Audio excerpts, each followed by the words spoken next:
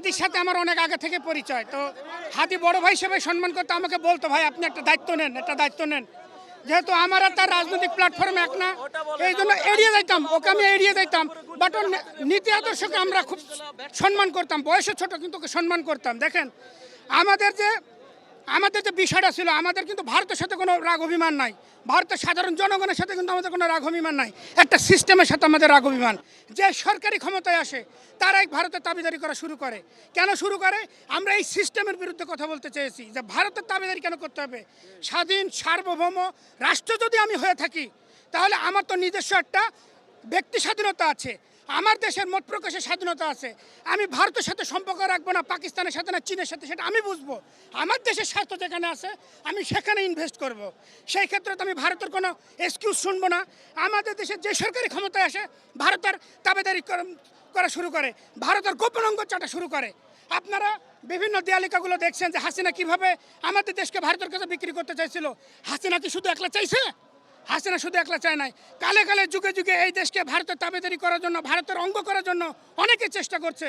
কিন্তু হাতি মরে যে আমাদেরকে শিখিয়ে দিল যে নেক্সট প্রজন্ম, ভাই আপনারা যদি না পারেন, এই বাংলাদেশ অচিরে সিকিম হয়ে যাবে, এই বাংলাদেশ অচিরে হায়দ্রাবাদ হয়ে যাবে, এই বাংলাদেশ অচিরে কাশ্মীর হয়ে যাবে। সুতরাং আমাদেরকে যদি এই বাংলাদেশ স্বাধীন সার্বভৌম রাষ্ট্র হিসেবে প্রতিষ্ঠিত করতে হয়, হাতি এবং আমাদের যে যুব সমাজ, এই যে নীতিটা ছিল ইনক্লাব, আমাদের ইনক্লাব আমাদেরকে প্রতিষ্ঠা করতে হবে। সবচাইতে বড় কথা, হাতি ভাই মারা গেছে আজকে 2-3 দিন হয়ে গেছে।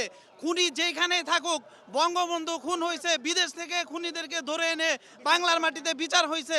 হাতি খুন করে সেই আসামি ভারতে পালিয়ে গেছে, সেই আসামিকে বাংলাদেশে 2 থেকে 3 দিন, 1 সপ্তাহের ভিতরে এনে হাতি ভাইয়ের খুনের বিচার চাই আমরা। দাবি তো আসলে হাদি ভাই নিজেও একটা ফুটেজ হয়তো আপনারা দেখেছেন, হাদি ভাই নিজেও বলেছিলেন যে আমাকে যদি গুলি করে মেরে ফেলা হয়, অ্যাটলিস্ট যে শ্যুট করছে তাকে যেন, সন্ত্রাসীকে যেন ধরে তার বিচার করা হয়। এই একটা দাবির সাথেই আমরা অবশ্যই একত্রতা প্রকাশ করি যে মানুষ মারা যাবে এটা স্বাভাবিক, কিন্তু এই যে মৃত্যুটা হলো, কিন্তু শ্যুট করার পরে যে খুনি যে নিরাপদে দেশ ত্যাগ করে পালায় গেল, এটা সবচেয়ে দুঃখের বিষয়। হ্যাঁ, মৌতের চেয়ে আমার কাছে ব্যক্তিগতভাবে এই জিনিসটা বেশি কষ্টদায়ক যে সে শ্যুট করে কিভাবে নিরাপদে পালায় গেল। তো সরকারের কাছে মেন দাবি এটাই থাকবে যে এই খুনিকে যে কোনোভাবে যেন নিয়ে এসে বিচারের আওতায় আনা হয় এবং তার সঠিক বিচার করা হয়। তাহলে হাদি ভাই বলছেন যে তাহলেই অন্য হাদিরা জন্ম নিবে। প্রিয় হাদি, তুমি নির্বাচনে অংশগ্রহণ করতে চেয়েছিলে এবং সেই নির্বাচনে অংশগ্রহণ করতে গিয়ে নির্বাচন কিভাবে করতে হয় তারও একটা প্রক্রিয়া জানিয়ে গেছে আমাদেরকে।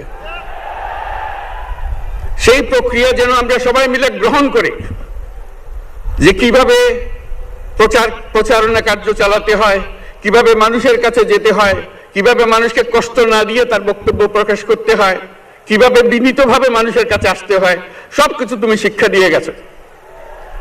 আমরা এই শিক্ষা গ্রহণ করলাম, আমরা এই শিক্ষা চালু করতে চাই। আমরা সবাই আমাদের জীবনে, আমাদের রাজনীতিকে এই পর্যায়ে নিয়ে আসতে চাই, যাতে হাদি আমাদের জীবনে স্পষ্টভাবে জাগ্রত থাকে। হাদি, তুমি হারিয়ে যাবে না, তুমি কোনোদিন কেউ তোমাকে ভুলতে পারবে না। তুমি যুগ যুগ ধরে আমাদের সঙ্গে থাকবে, আমাদেরকে তোমার মন্ত্র পুনঃ পুনঃ মনে করিয়ে দেবে, আমরা তোমাকে মনে করিয়ে দেব চলো বীর অন্যতম মশির। আমরা সেই মন্ত্র নিয়ে আজকে সামনের পথে এগিয়ে যাব। তোমাকে আমাদের সবার পক্ষ থেকে তোমার সঙ্গে ওয়াদা করলাম, আজকে তোমাকে আল্লাহর হাতে আমানত রেখে গেলাম। আমরা সব সময় তোমার কথা স্মরণ রেখে জাতির অগ্রগতির পথে চলতে থাকবো।